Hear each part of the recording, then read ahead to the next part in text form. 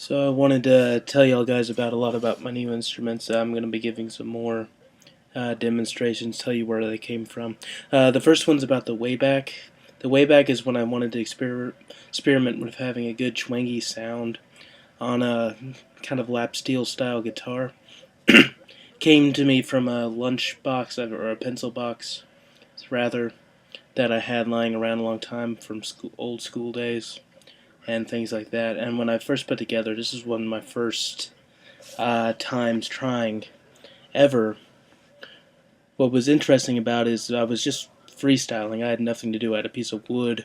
I was taking the tools outside in my own backyard and figuring out what to do with them. I finally ended up throwing it away after a while, not really knowing what to do with it because I had just never done anything like this before, until I finally came back later and fixed it up, put a new bridge, put a new nut on it, and found out it actually had a pretty good sound. The great thing about these instruments is that you really get to choose how you want to play them. They tell themselves how to be played, or they tell you rather how they want to be played.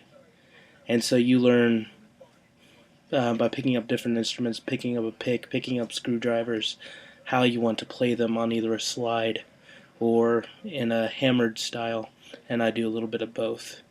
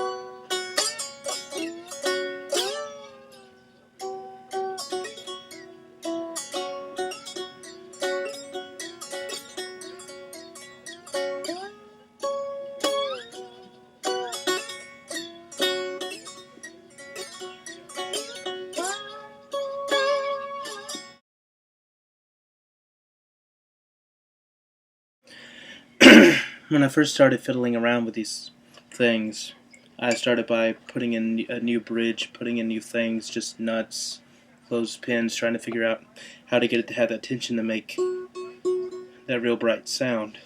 And then I just started picking up anything I had, like a pin, a screwdriver, or a spoon, and figuring out and trying them out, seeing what kind of sounds they made, until they start making the sound that you really want.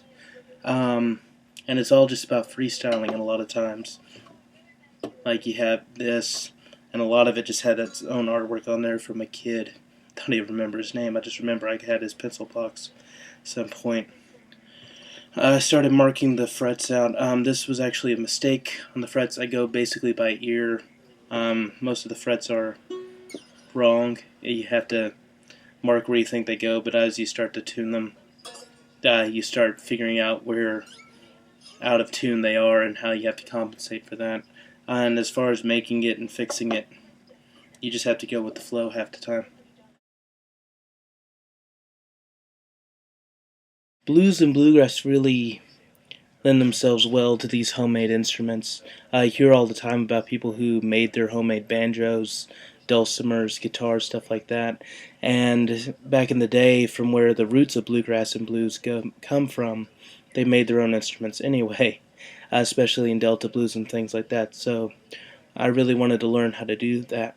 Learn how to do that and be a part of that tradition. The great thing about making your own instruments is, since you are basically making it up as you go along, unless you're copying an existing instrument, the great thing is that you learn how to play by playing it, and there's no wrong way to play them. I decided to move up, start from one string, go to two, move to three, move to four in a progression until I'm playing with as many strings as are on a Delta Blues guitar, 6 or 5. I know I play Keith Richards style, which is 5-string open G, and it really helps you grow as a musician as you're learning the correlations through anything. But it really just teaches you how to create your own art and how to be patient and when you're making your own style, and why things happen because they do the way that they do.